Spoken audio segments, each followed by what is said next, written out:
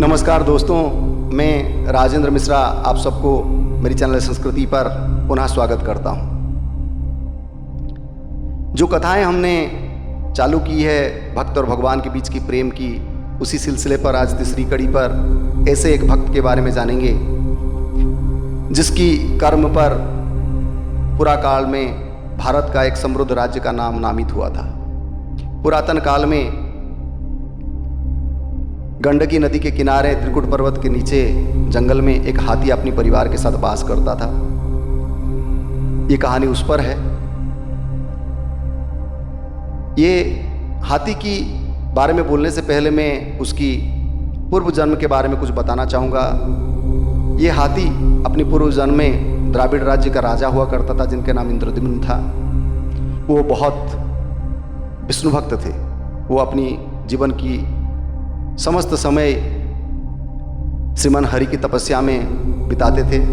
वो एक बार ऐसे ही मड़ई पर्वत के नीचे तपस्यारत थे जंगल में, और उसी जंगल में ऋषि अगस्त्य अपनी शिष्यों के साथ प्रवास कर रहे थे। तो उन्होंने जब राजा जी को देखा तो उनसे कुछ सेवाएं आशा करते हुए उनको आवाज़ लगाई, पर राजा जब तपस्यालीन थे उनको ये बात सुनाई नहीं दिया। तो इस पर क्रोधित होकर अगस्त्य मुनि उनको अभिशाप देते हैं कि तुम गज जोनि को प्राप्त हो। जब राजा जी का तपस्या भंग होता है, उनको ये बात पता चलता है, वो जाके अगस्त्य मुनि की पैर पकड़ लेते हैं और कहते हैं, प्रभु आप भी हरिभक्त हैं, मैं भी हरिभक्त हूँ, आपने मेरे को अभिशाप भी दिया है तो कुछ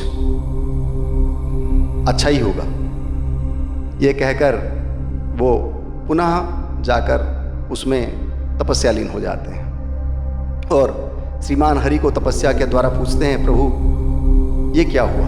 तो हरि कहते हैं, हर कुछ घटना के पीछे कुछ ना कुछ कारण होता है, तुमको चिंता करने की आवश्यकता नहीं है। तुम अगर गजजोनी को प्राप्त हो गए तो तुम्हें उससे भी मुक्ति कराना मेरा ही काम है।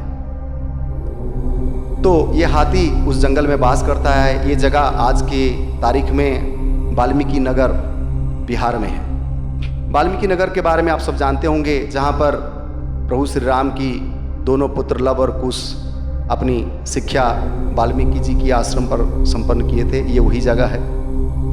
यहीं पर ही गंडकी नदी बिहार राज्य से प्रवेश करता है नेपाल से आकर, और ये बहते हुए जाके सोनपुर एक जगह है जहाँ पर माता गंगा में समाहित हो जाते हैं। तो हाथी जब जंगल में चरता रहता है तो उसको बहुत प्यास लगता है, तो वो अपनी प्यास बुझाने नदी में उतर जाता है, गंडकी नदी में। जब वो उतरता है तो उस जल पर एक मगर अपनी पत्नी के साथ क्रीड़ारत रहता था। वो हाथी की प्रवेश से क्रोधित हो उठता है और हाथी की पैर को अपनी जबड़ों में पकड़ लेता है। तो इस पर एक श्लोक है जो मैं आपको बताना चाहूँगा।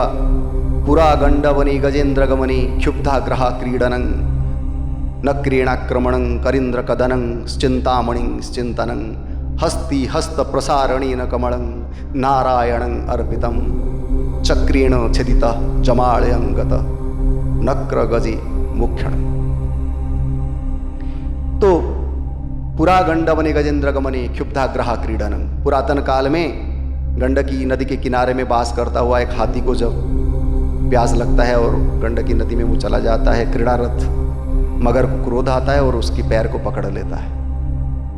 तो नक्रेणाक्रमणं करींद्र कदनं चिंतामणि चिंतनं, जब वो बहुत लड़ाई करता है उस हाथी मगर के साथ, लड़ते लड़ते अनेक दिन बीत जाता है और वो इस जगह से आगे आगे की तरफ बढ़ते हुए सोनपुर के पास पहुंच जाते हैं। तो तब तक अनेक दिन चला जाता है तो हाथी की बहुत रक्तस्राव के कारण वो क्लांत हो पड़ता है और वो लड़ाई करने की सक्षम नहीं रहता है। उस समय पे वो हरिभक्त होने के कारण वो अपनी क्रंदन करते हुए श्रीमान हरि को अपनी चिंता में बसा लेता है और कहता है, चिंतामणि मेरी रक्षा करो। हस्ति हस्त प्रसारणी न कमलं नारायणं अर्पितं। तो वो अपनी हस्त मतलब शुंड को बढ़ाकर चारों तरफ फेरता है तो उसको एक कमल प्राप्त होता है। तो उस कमल को लेकर जल से ऊपर की तरफ बढ़ा देता है और कहता है, प्रभु मेरे पास इतना ही है,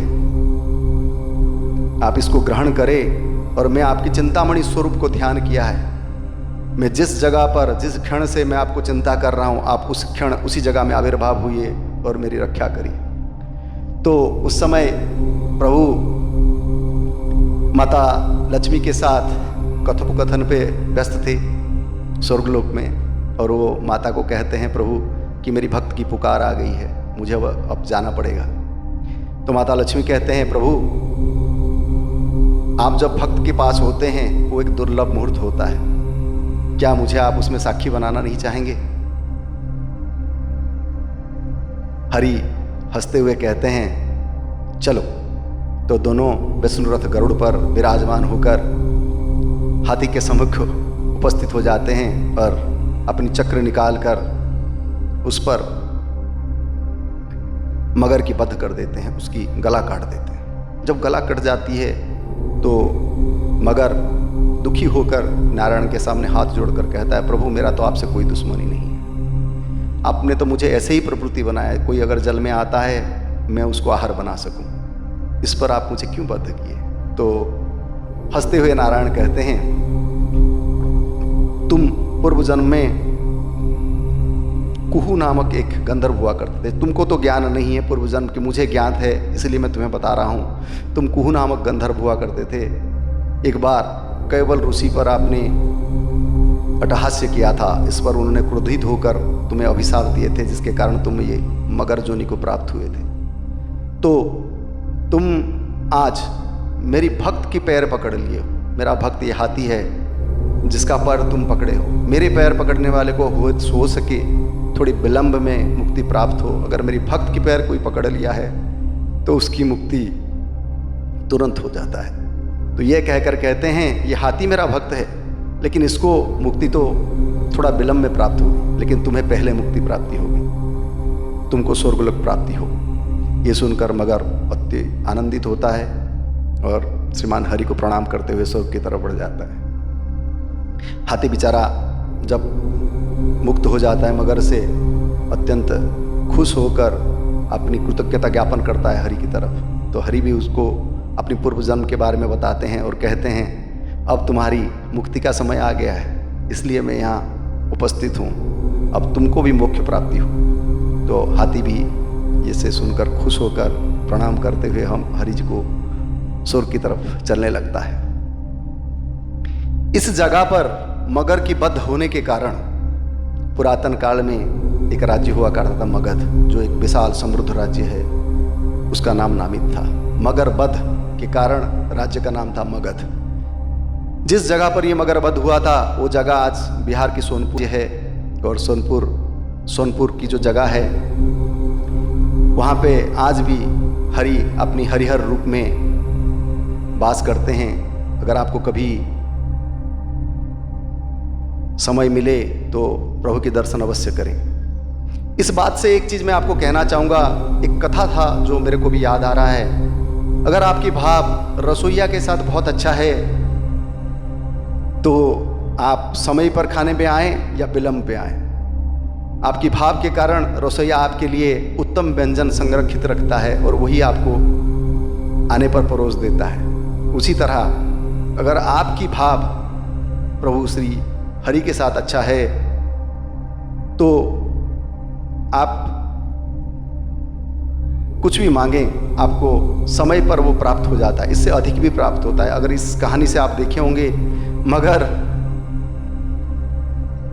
क्रूरता से हाथी की वध करना चाहता था, जिसको मुक्ति मिली, मोक्ष प्राप्ति हुआ। लोग सहस्त्र जन्म तपस्या करते हैं मोक्ष प्राप्ति के लिए, लेकिन वो हरि की भक्त की पैर पकड़ लिया, इसलिए उसको मोक्ष प्राप्ति हो गई। और गज भी अपने को सिर्फ मगर से मुक्त कराना चाहता था, लेकिन देने वाला जब हरि हो तो छोटा चीज कैसे प्राप्त हो, उसको भी मोक्ष प्राप्त हुआ। तो इसीलिए मैं कहता हूं आप सबका भी मन और भाव उसके साथ हो, तो आप भी इस चिंतामणि की चिंता में रहें, तो आपको भी उनकी कृपा अवश्य प्राप्त हो। मेरी ये कथाएं अगर आपको अच्छी लगी होगी तो लाइक, सब्सक्राइब एंड शेयर करें और बेल बटन को अवश्य दबाएं कि मैं जब पुनः कथा कहूँ वो आप तक पहुँच पाए। आज के लिए इतना ही। नमस्कार। पुनः आपसे मुलाकात होगी और कोई एक मधुर कथा के साथ। नमस्कार।